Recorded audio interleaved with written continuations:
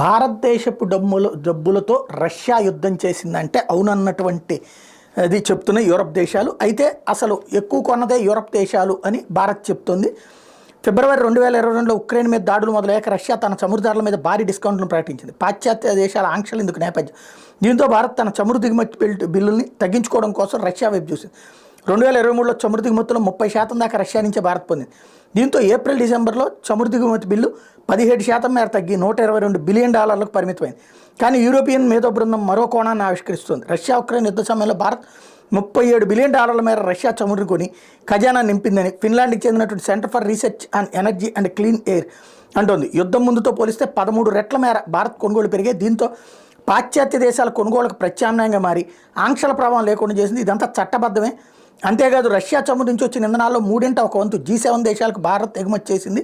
వీటి విలువ $6.65 billion. America